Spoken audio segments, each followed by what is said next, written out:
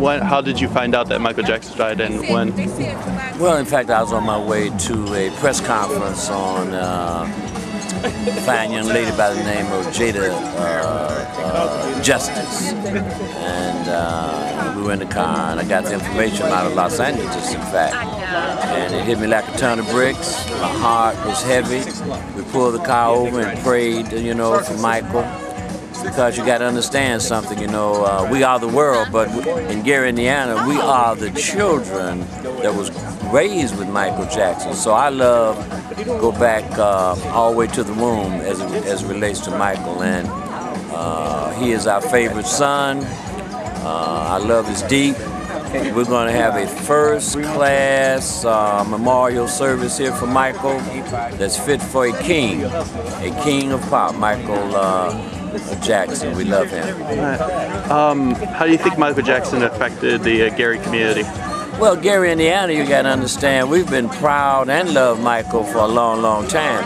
And Michael put Gary on the world map. I mean, he made Gary a global city.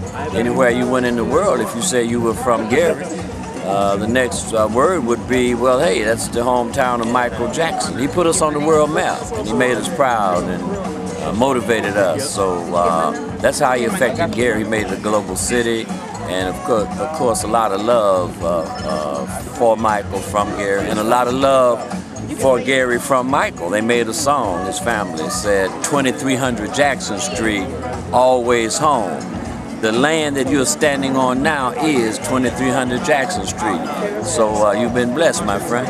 I heard you were trying to get the family to do the burial in Gary, Indiana. Well, actually, what we really would like to have is the body to lay in state at our Genesis Convention Center here in Gary, so that the world can never say goodbye to the world's greatest entertainer, who was raised right here on this corner in this little small house. So yes, we're trying to make that happen. I believe it's going to happen. It may not happen, but I believe that Michael's going to lay in state in Gary, Indiana. How do you think Michael Jackson had an effect on people with different racial and ethnic backgrounds communicating with each other? How much of an impact do you think Michael Jackson had on that?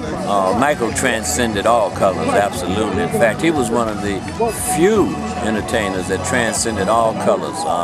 People love Michael all over the world. I don't care where you go. You can go to the deepest part of Africa, you can go to China, you can go to Italy, you can go to the Bayou and the Deltas in Mississippi.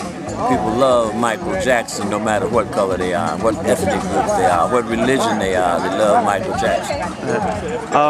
How is the city going to pay tribute to Michael Jackson in the future? Is there going to be a museum, or what's in the plans building-wise? Does the house stay in where it is? Well, we've been working on that for the last 6 months with Joe Jackson, Michael's father. In fact, Joe was here a few months ago, and we put up that sign, Jackson Family Boulevard.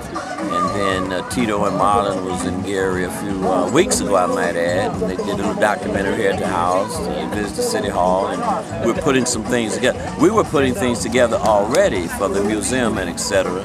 So as it relates to whether we move the house or have a replica of the house, all that's still pending. But we've got the land for the museum, so that's moving on. Was it true there was going to be a reality show? There was rumors that Jackson family was going to shoot a reality show in Gary, Indiana, at the house. In fact, they were preparing that when Tito and Marlon came to Gary a few weeks ago, and they did some shots here at the house, you know.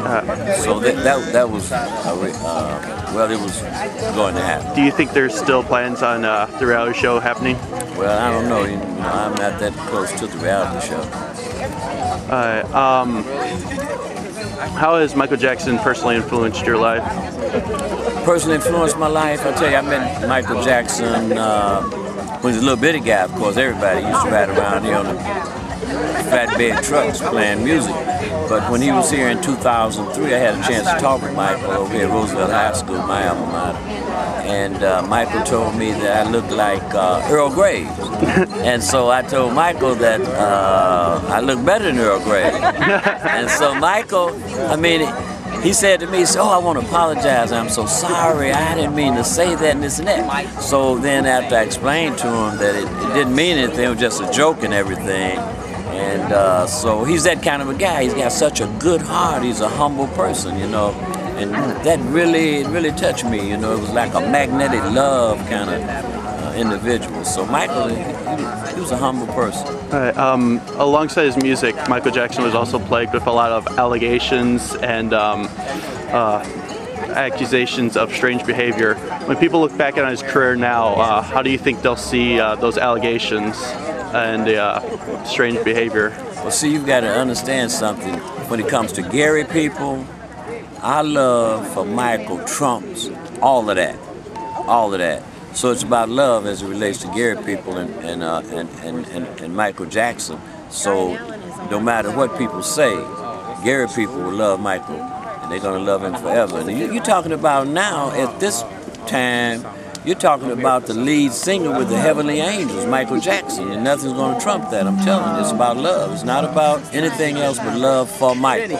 And so Gary people understand it, and we have a special love coupled with being proud of Michael Jackson. That's not gonna change.